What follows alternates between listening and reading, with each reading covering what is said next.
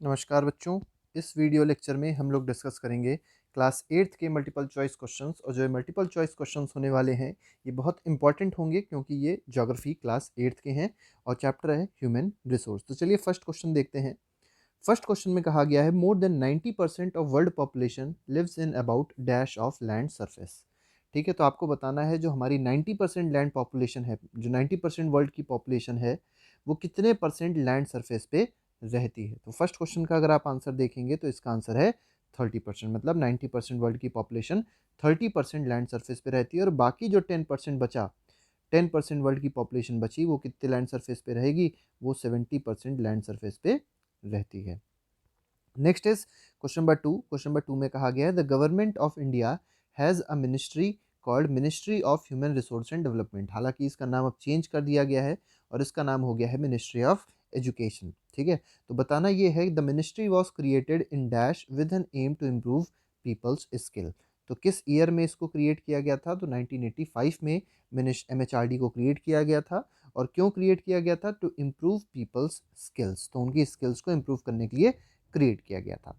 Next is question number 3। इसमें कहा गया है water covers only about dash percent of total area of earth surface. तो आपको बताना है कि वाटर कितना परसेंट अर्थ के सरफेस को कवर करता है, कितना परसेंट? तो इट इज़ 70%। तो 70% पे अगर आप देखेंगे तो वाटर है और जो 30% रिमेनिंग है इस पे क्या है? हमारा लैंड है।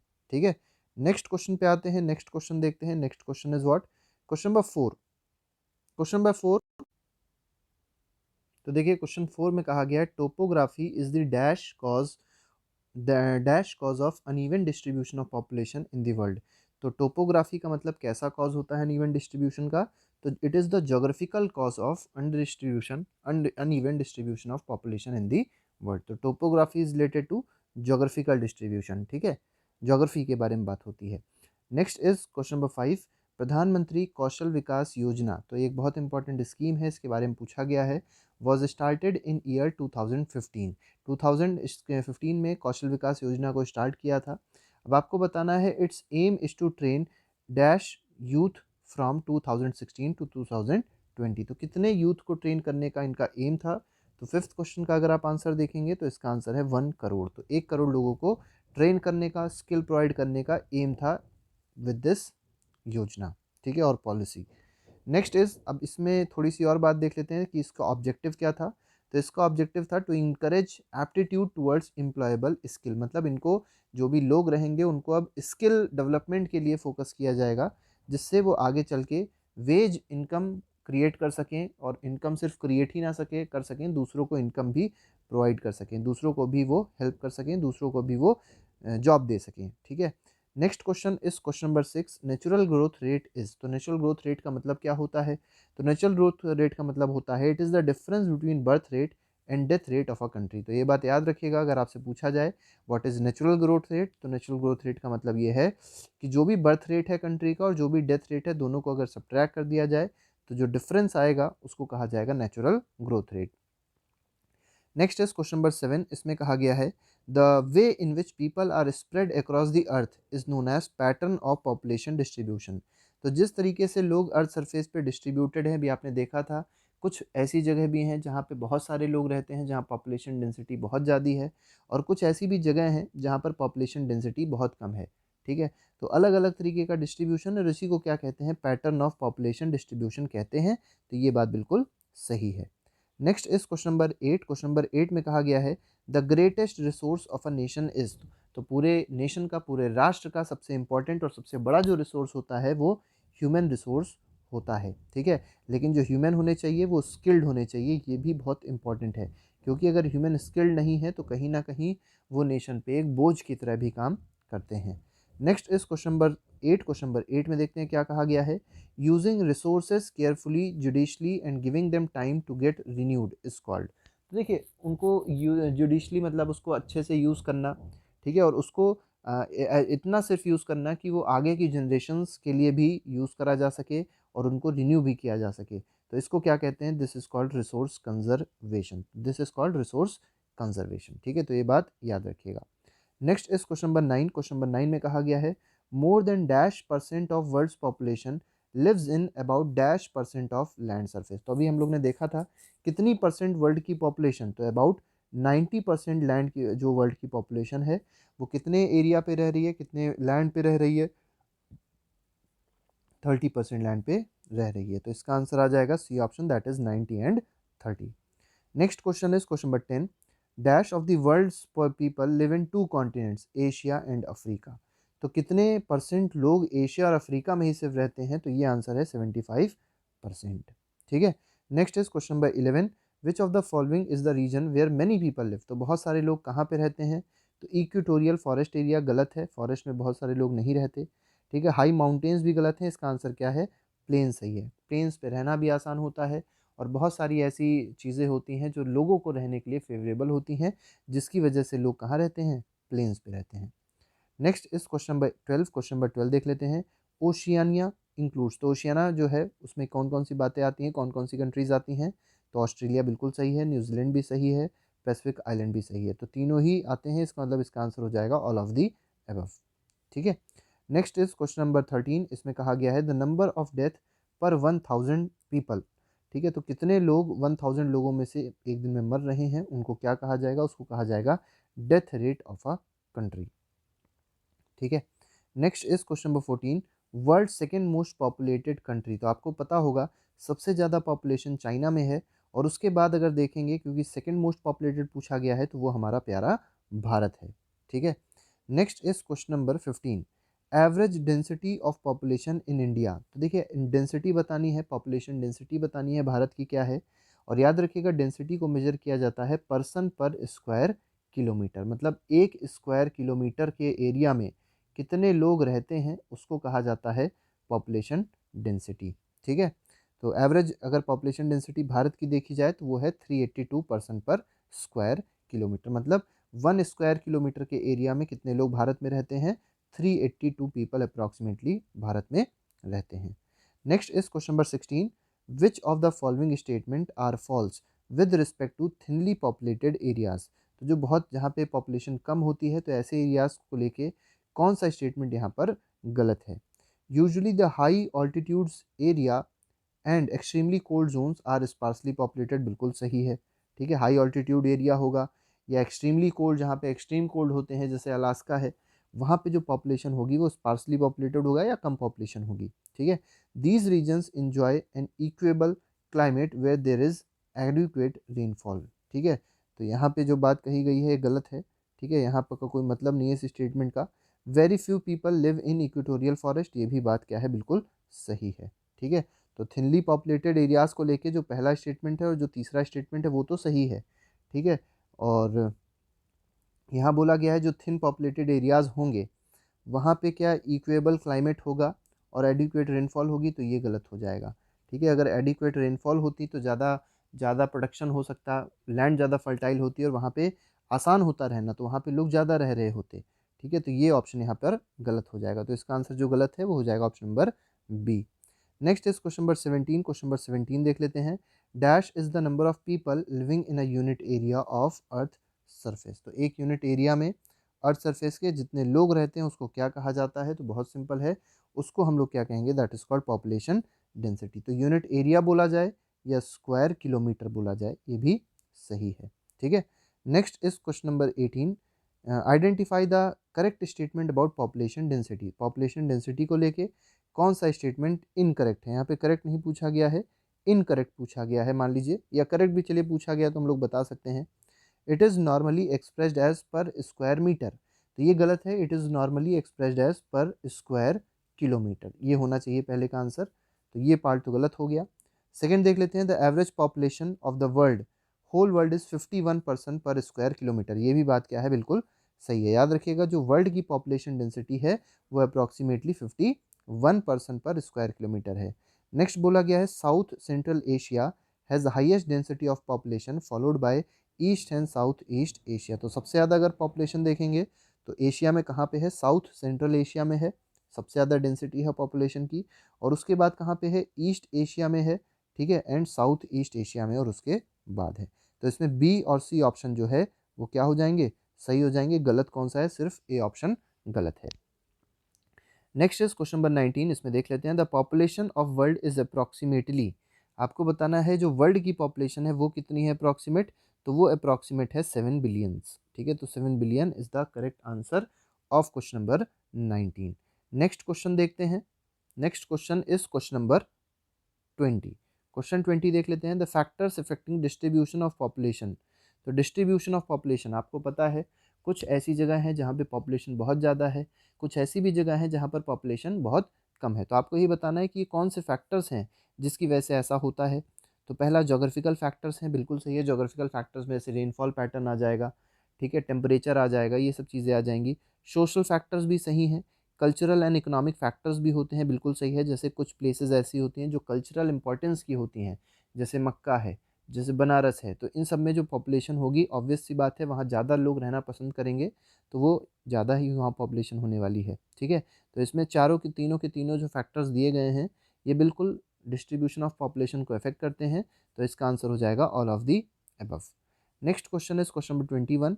इसमें कहा गया है people always prefer to live on plains rather than mountains और प्लेट्यूज। तो आपको पता है प्लेन्स पे लोग ज़्यादा रहना पसंद करते हैं, माउंटेन्स और प्लेट्यूज पे कम रहना पसंद करते हैं, because these area are suitable for. अब किस चीज़ के लिए सुटेबल हैं? पहली चीज़ फार्मिंग के लिए सुटेबल है, बिल्कुल सही है। मैन्युफैक्चरिंग के लिए भी सुटेबल होते हैं प्लेन्स, ये भी सही है। सर्विसेज एक्टिविटी के लिए प्लेन सुटेबल है, ये भी सही है। इसका मतलब तीनों ही एक्टिविटी के लिए सुटेबल है, तो इसका आंसर हो जाएगा all of above. Next is question number 22। The Ganga plains are most densely populated areas in the world while mountains like Andes, Alps and Himalayas are sparsely populated. तो ये भी जो बात दी गई है ये बिल्कुल सही है। तो क्योंकि देखिए गंगा प्लेन कैसा होगा, प्लेन होगा, तो ऑब्वियस सी बात है वहाँ पे पॉपुलेशन डेंसिटी ज़्यादा होनी है। और माउंटेन्स दिए गए हैं जैसे एंडस है, एल्प्स है, हिमालयाज है, वहाँ पे पॉपुलेशन बहुत ही कम है, बिल्कुल सही है। Next is question number 23। इसमें देखिए वही चीज़ बोली गई है कि average density of world population, world की पॉपुलेशन डेंसिटी पूछी गई है, कितनी होती है? अप्रॉक्सीमेटली 51 होती है। Next is question number 24। People prefer to live in those areas where dash water is easily available. तो कैसा पानी अवेलेबल होगा, ऐसी जगह लोगों को रहना पसंद होता है। सॉल्ट वाटर नहीं, डिस्टिल्ड वाटर नहीं, फ्रेश वाटर।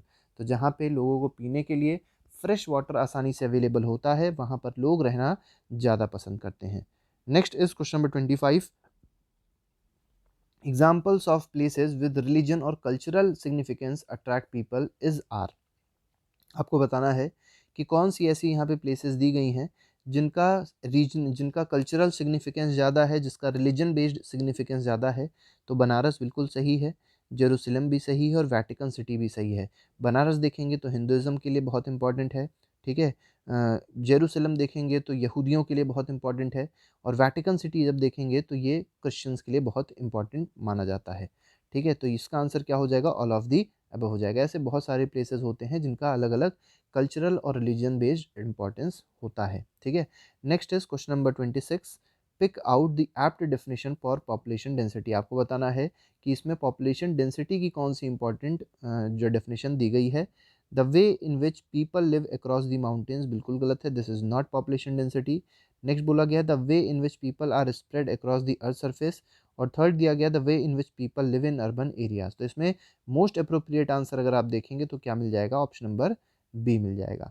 वैसे पॉपुलेशन डिस्ट्रीब्यूशन का मतलब यही होता भी है, ठीक है, कि किस तरीके से लोग अर्थ के सरफेस पे स्प्रेड हैं। कुछ जगह कम है, कुछ जगह ज़्यादा है, इसको अनइवन स्प्रेडिंग भी कह सकते हैं। Next is question number 27। Identify the incorrect statement. आपको बताना है कौन सा स्टेटमेंट इनकरेक्ट है। Industrial areas provide employment opportunities, बिल्कुल सही है।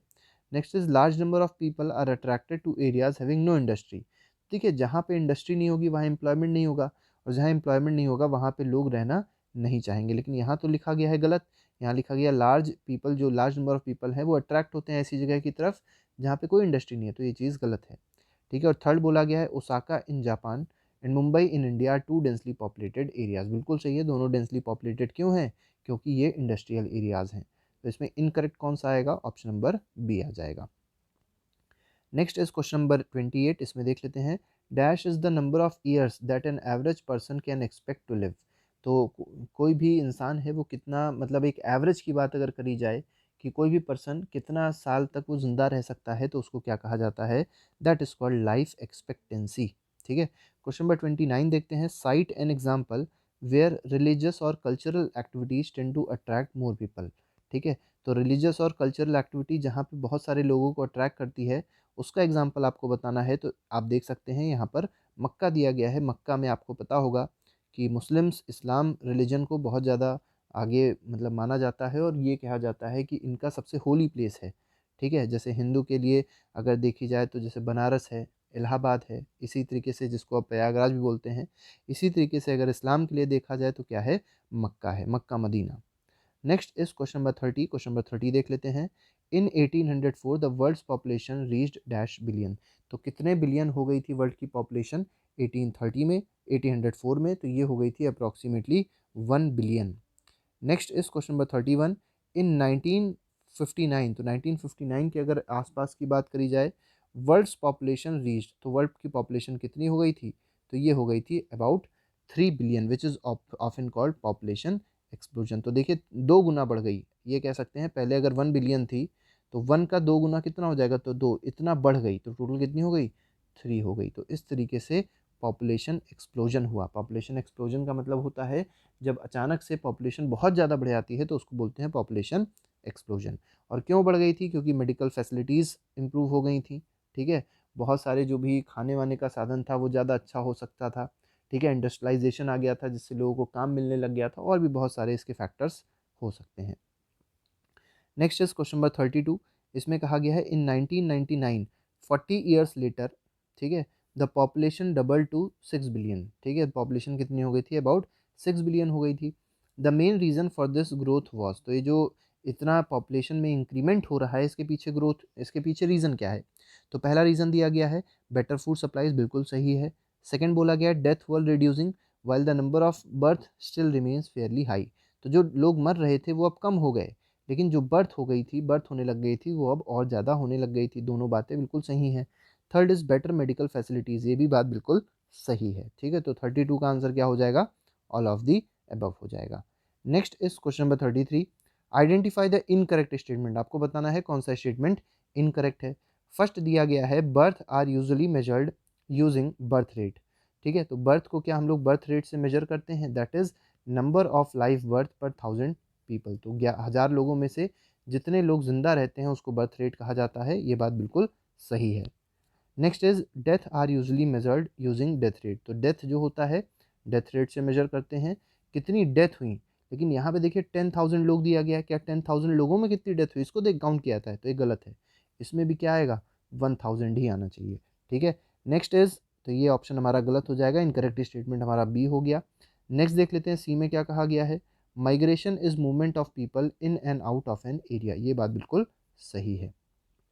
तो ये हमारा स्टेटमेंट जो इनकरेक्ट है वो है option number B. Next is question number 34, Osaka in Japan and Mumbai in India are two densely populated areas due to. अब देखिए किस वजह से ये बहुत ज़्यादा डेंसली पॉपुलेटेड एरियाज़ हैं, क्योंकि आपको पता होगा ये कहीं ना कहीं इंडस्ट्रियल सेंटर्स हैं।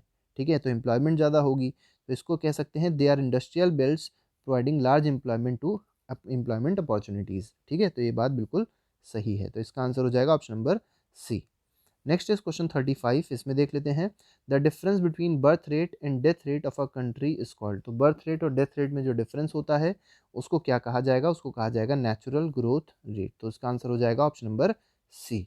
ठीक है, next is question 36, movement of people in and out of an area is called migration. इसको माइग्रेशन कहेंगे। Next is question 37, the population increase in the world is mainly due to rapid increase in. तो किस वजह से mainly population का increment हुआ है, इसमें आपको ये बताना है। तो पॉपुलेशन का जो मेनली इंक्रीमेंट हो रहा है वो है due to rapid increase in natural growth rate. Next is question 38, which of the following statement, which of the following refers to census. अब आपको पता है कि सेंसस का मतलब होता है जनगणना। जन का मतलब होता है लोग, गणना मतलब होता है गिनती। तो जब हम लोग लोगों की गिनती करते हैं, हम लोग नहीं करते, मतलब एक सेंसस का पूरा डिपार्टमेंट है। ठीक है, तो जब ये लोगों की गिनती करता है तो उसको क्या कहा जाता है, सेंसस कहा जाता है। और ये भारत में 10 साल में एक बार होती है। पिछली बार 2011 में हुई थी, और अब कब होगी, 2021, मतलब जिस समय हम लोग इसको पढ़ रहे हैं उस समय ये होगी। ठीक है, अगर आप 2021 में इसको पढ़ रहे हैं तो यहाँ पे देख लीजिए, इसमें देख लेते हैं क्या है। The process of counting the number of animals in the country, गलत है। नेक्स्ट बोला गया है the process of taking account of total number of people in the country, ये बात बिल्कुल सही है। तो बी पार्ट इसका आंसर सही हो जाएगा। मतलब सेंसस का मतलब क्या होता है कि it is the total number of people in a country. तो काउंट जब करते हैं उनको तो उसको कहा जाता है सेंसस। ठीक है, next is question number 39, identify the incorrect statement. आपको बताना है कि कौन सा स्टेटमेंट इनकरेक्ट होगा। फर्स्ट दिया गया है migration is another way by which population size changes, बिल्कुल सही है, माइग्रेशन से पॉपुलेशन साइज चेंज हो सकता है, सही है। नेक्स्ट बोला गया है पीपल में move within a country और बिटवीन कंट्रीज, ये भी सही है। थर्ड बोला गया है emigrants are people who leave a country. तो 39th में जब देखेंगे तो एमिग्रेंट्स वो नहीं होते जो कंट्री को छोड़ते नहीं। देखिए एमिग्रेंट जो हैं वो लोग हैं जो कंट्री को क्या करते हैं, छोड़ते हैं, तो सही है, लेकिन एमिग्रेंट्स वो नहीं हैं। ठीक है, जो पीपल को, जो कंट्री को छोड़ते हैं वो इमिग्रेंट्स नहीं होते। जो आते हैं, जो अराइव करते हैं किसी भी कंट्री में, उसको क्या कहा जाता है, उसको कहा जाता है इमिग्रेंट्स। और जो कंट्री को छोड़ रहे होते हैं उसको क्या कहा जाता है, इमिग्रेंट्स। ये बात आपको समझनी है। तो इसमें इनकरेक्ट क्या हो जाएगा, D option is incorrect. Next is question number 40। Question number 40 देख लेते हैं। The human resource differ from one another in respect of. तो ह्यूमन रिसोर्स क्यों एक दूसरे से डिफ़र करते हैं, in respect of educational level में डिफ़र करेंगे, एज में डिफ़र करेंगे, सेक्स में डिफ़र करेंगे, कोई मेल होगा कोई फीमेल होगा, एज में कोई छोटा होगा कोई बड़ा होगा। ठीक है, एजुकेशनल लेवल में कोई बहुत ज़्यादा पढ़ा लिखा होगा कोई कम होगा। ठीक है, तो इस तरीके से डिफ़र करेंगे, तो ऑल ऑफ अबव इसमें सही हो जाएगा। Next is question 41, when a person enters a new country it is called. तो जब कोई पर्सन एक नई कंट्री में आता है तो उसको क्या कहा जाता है, ये आपको बताना है। तो इसको कहा जाता है इमिग्रेशन। ठीक है, तो इसको कहेगा B option, that is immigration. Next is 42, the highest density of population in the world is in. तो हाईएस्ट पॉपुलेशन डेंसिटी कहाँ पे है, तो साउथ सेंट्रल एशिया में है, that is option number C. Next is 43, choose the correct statement. आपको बताना है कौन सा स्टेटमेंट करेक्ट है। Countries like USA and Australia have gained in numbers of migration and immigration. ठीक है, तो माइग्रेशन, इन माइग्रेशन जिसको एमिग्रेशन कह सकते हैं और इमिग्रेशन कह सकते हैं। ठीक है, तो इन माइग्रेशन कहा जाए या उसको इमिग्रेशन कहा जाए, दोनों एक ही चीज़ है। हालांकि इन माइग्रेशन है या इमिग्रेशन है, दोनों बातें एक ही हैं। तो जो कंट्री जैसे यूएसए है, ऑस्ट्रेलिया है, इनमें जो इमाइग्रेशन है या इमिग्रेशन है वो इंक्रीज़ हुआ है। ठीक है, ये बात बिल्कुल सही, और इसी से ही यहाँ पर पॉपुलेशन भी इंक्रीज़ हुई है। नेक्स्ट बोला गया है Sudan is an example of country that has experience the loss of population due to out migration और एमिग्रेशन। देखिए जब कोई बाहर जा रहा है तो उसको आउट माइग्रेशन कहेंगे। और सूडान में, क्योंकि आपको पता होगा, बहुत ज़्यादा टेररिज्म है, जिसकी वजह से लोग वहाँ पे बहुत कम रुकते हैं और बाहर चले जाते हैं, जिसकी वजह से वहाँ पे पॉपुलेशन धीरे धीरे करके कम हो गई है। तो ये दोनों बातें जो दी गई हैं बिल्कुल सही हैं। तो इसका आंसर क्या हो जाएगा, बोथ ए एंड बी हो जाएगा।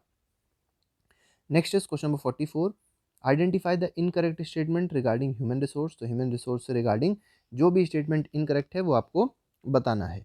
फर्स्ट कहा गया है the number and characteristics of human resource do not change. तो क्या ह्यूमन रिसोर्स की कैरेक्टरिस्टिक्स और जो नंबर होंगे क्या वो चेंज नहीं होंगे, ठीक है। नेक्स्ट बोला गया human resource is ultimate resource, ये भी सही है। Human resource like other resource are not equally distributed, ये भी सही है।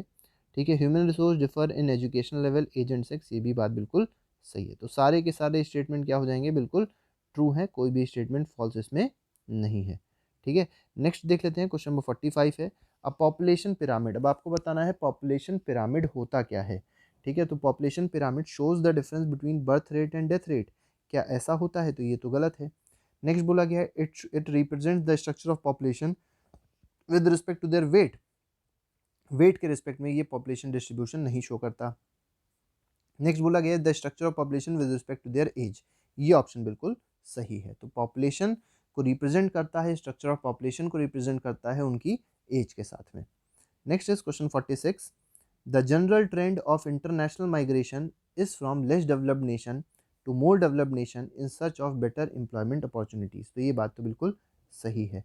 अब आपको भी ये चीज़ पता होगा कि जो भी इंटरनेशनल माइग्रेशंस हो रहे हैं वो किस वजह से हो रहे हैं, या तो टेररिज्म की वजह से हो रहे हैं, या तो जो लेस डेवलप्ड नेशन है उसमें कहीं ना कहीं रोजगार की कमी है, एम्प्लॉयमेंट की कमी है। तो लोग एम्प्लॉयमेंट ढूंढने के लिए बाहर चले आते हैं। तो ये बात बिल्कुल सही कही गई है। Next is which country has highest population growth. तो इनमें से कौन सी कंट्री है जिसके पास हाईएस्ट पॉपुलेशन ग्रोथ है, तो वो है केन्या। ठीक है। Next is question 48। 48 में कहा गया the abrupt and sharp increase in population. तो अगर बहुत शार्प इंक्रीज हो रहा है, एब्रप्ट इंक्रीज हो रहा है पॉपुलेशन में, तो उसको क्या कहा जाएगा, that is called population explosion. ठीक है, पॉपुलेशन एक्सप्लोजन याद रखिएगा। Next is question number 49। In countries like UK population growth is slowing because. ठीक है, तो जैसे कंट्रीज यूके है, पॉपुलेशन ग्रोथ वहाँ पे क्यों इंक्रीज हो रही है, तो पॉपुलेशन ग्रोथ इंक्रीज होने के पीछे जो कारण है वो दिया गया है। ए ऑप्शन दिया गया है high birth rate, B option दिया गया है लो बर्थ रेट। आपको बताना है इनमें से कौन सा ऑप्शन सही है। तो आप देखेंगे अगर, तो इसमें जो बी ऑप्शन है लो बर्थ रेट, ये भी सही है। ठीक है, तो यहाँ पे पॉपुलेशन ग्रोथ कम क्यों हो रही है बताना था। और दूसरा आकर अगर देखेंगे तो लो डेथ रेट भी है। ठीक है, तो दोनों चीज़ें हैं कि बर्थ रेट भी यहाँ पे कम है और साथ ही साथ डेथ रेट भी यहाँ पर कम है, जिसकी वजह से यहाँ पर पॉपुलेशन क्या हो रही है, धीरे धीरे करके कम होती चली जा रही है। ठीक है, नेक्स्ट देख लेते हैं, नेक्स्ट में क्या कहा गया है। अच्छा, इसमें एक मिनट रुक जाइए ज़रा, देखिए हाई बर्थ रेट दिया गया, लो बर्थ रेट दिया गया है, लो डेथ रेट दिया गया है और लो बर्थ रेट दिया गया है। लो बर्थ रेट को 2 बार रिपीट कर दिया गया है, जबकि यहाँ पे होना चाहिए हाई डेथ रेट। ठीक है, हाई डेथ रेट होना चाहिए। ठीक है, ऑप्शन थोड़ा सा गलत हो गया है इस केस में। ठीक है, तो यहाँ पे यूके जो है, यूके में जो पॉपुलेशन ग्रोथ है वो स्लो क्यों हो रही है। ठीक है, तो पॉपुलेशन ग्रोथ स्लो होने का कारण क्या है, कारण सिर्फ मेन अगर आप देखेंगे तो लो बर्थ रेट है। ठीक है, डेथ रेट के होने से ज़्यादा कोई फ़र्क नहीं पड़ेगा, मेन बस यही है कि वहाँ पे बर्थ रेट जो है वो मेन कम है। ठीक है, next is question number 50। In India how many years once is census taken. ठीक है, तो सेंसस एक साल मतलब कितने साल में एक बार होता है, तो 10 साल में एक बार होता है। और NSSO जो हमारे पास संस्था है, ठीक है, नेशनल सैंपल सर्वे ऑर्गेनाइजेशन, ये मेनली सेंसस को करवाती है। ठीक है, next is question 51। Both Bangladesh and Japan are very densely populated. तो बांग्लादेश और जापान जो दोनों कंट्रीज़ हैं, ये बहुत ज़्यादा डेंसली पॉपुलेटेड है। But Bangladesh is far more economically developed than Japan. तो क्या बांग्लादेश जापान से ज़्यादा इकोनॉमिकली डेवलप्ड है, तो ये गलत है, जापान ज़्यादा डेवलप्ड है इकोनॉमिकली। ठीक है, नेक्स्ट इज 52। इसमें कहा गया है identify the incorrect statement, population composition refers to structure of population, बिल्कुल सही है। People very greatly in their age, sex, literacy level, health condition, occupation and income level, ये बात भी सही है। नेक्स्ट बोला गया है द कंपोजिशन ऑफ पॉपुलेशन। अब देखिए ये क्या हेल्प करती है, it help us to know how many are males, how many are females, which age group they belong to, how educated they are and what type of education they are employed in, what is their income level and health condition. तो इन सब चीज़ों के लिए हमारे पास जो composition होता है पॉपुलेशन का वो होना चाहिए। तो पॉपुलेशन कंपोजिशन के बारे में जो तीनों बातें दी गई हैं ये सही है, तो कोई भी स्टेटमेंट इसमें गलत नहीं है। Next is question 53. An interesting way of studying the population composition of a country is by looking at population dash, यहाँ पे डैश होना चाहिए था, पॉपुलेशन पिरामिड, यहाँ पे आंसर सही हो जाएगा। तो पॉपुलेशन पिरामिड बनाया जाता है।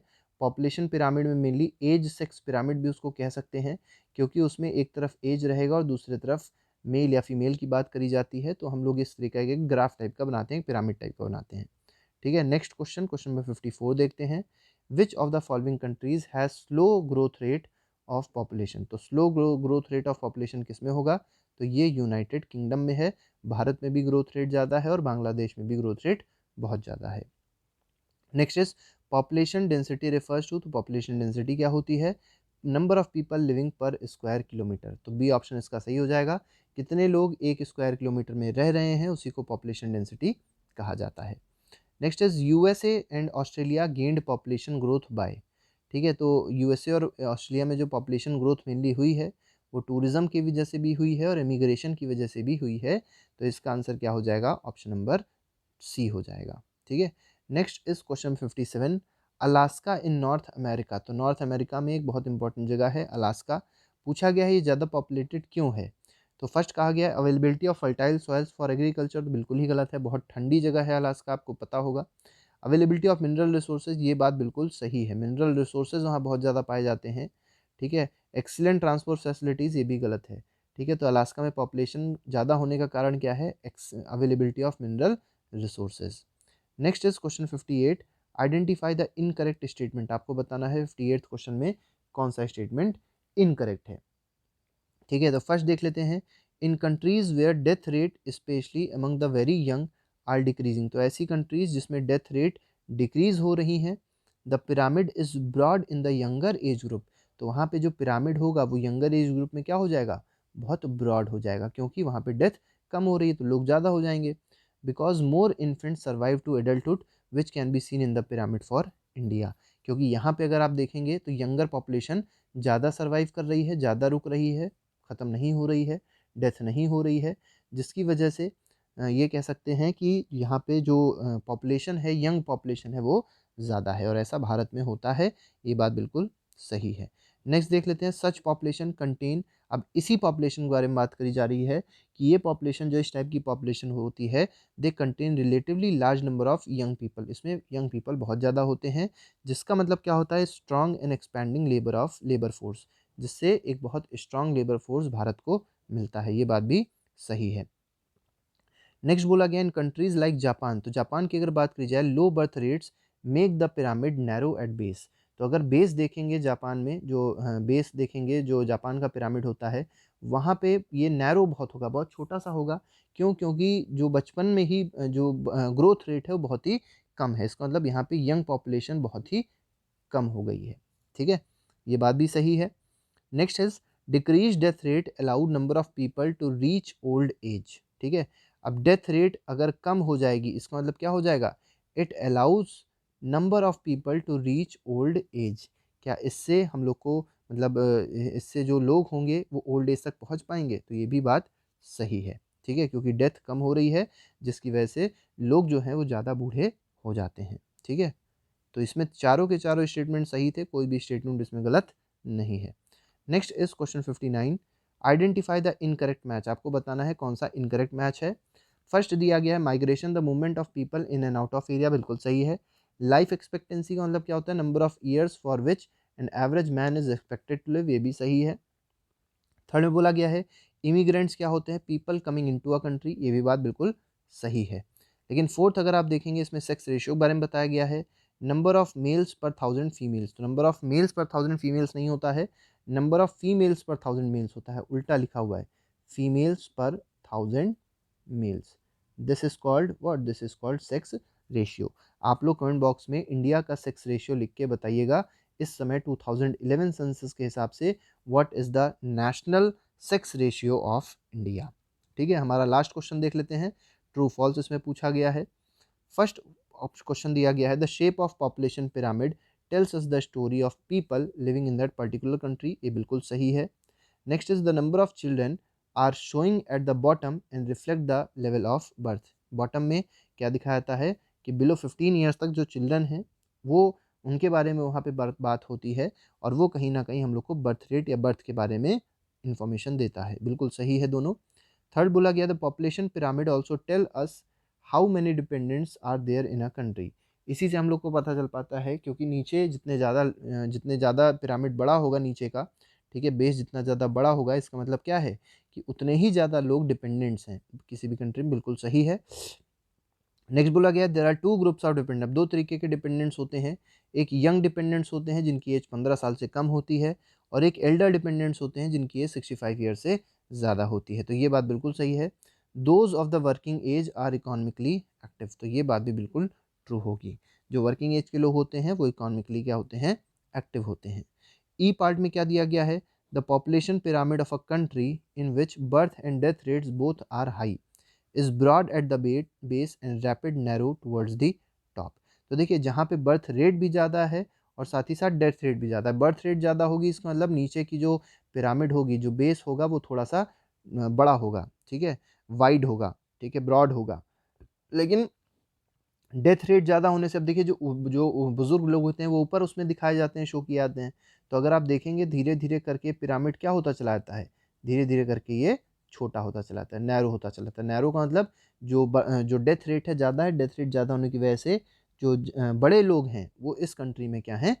कम है। तो ये बात भी बिल्कुल सही है। और लास्ट में कहा गया है, in countries like Japan low birth rates make the pyramid narrow at base. ठीक है, अब क्योंकि जापान में बर्थ रेट ही कम है, बर्थ रेट कम होने की वजह से जो छोटे बच्चे होंगे वो बहुत ही कम होंगे, और छोटे बच्चे अगर कम होंगे तो जो पिरामिड नीचे बेस में जो पिरामिड पिरामिड का जो बेस हो जाएगा वो क्या हो जाएगा, बहुत ही छोटा हो जाएगा, बहुत ही नैरो हो जाएगा। तो जापान के केस में ये चीज़ बिल्कुल सही है। तो आई होप बहुत सारे क्वेश्चंस आपको नए मिले होंगे और बहुत सारे क्वेश्चंस आपको अच्छे मिले होंगे, और आपका कॉन्सेप्ट जो है, चाहे वो पॉपुलेशन पिरामिड को लेके हो, चाहे ह्यूमन रिसोर्स को लेके हो, सब कुछ आज क्लियर ज़रूर हो गया होगा। तो आज के लिए फ़िलहाल इतना ही रखेंगे। बाकी वीडियोज़ को चेक करने के लिए, चाहे वो ज्योग्राफी का हो, चाहे वो हिस्ट्री का हो, चाहे सिविक्स, चाहे साइंस, चाहे मैथ्स का हो, आप प्लेलिस्ट अभी देख सकते हैं। प्लेलिस्ट में आप जाके सारे वीडियोज़ को सर्च आउट कर सकते हैं। तो आज के लिए फ़िलहाल इतना ही। Thank you very much. Goodbye. जय हिंद।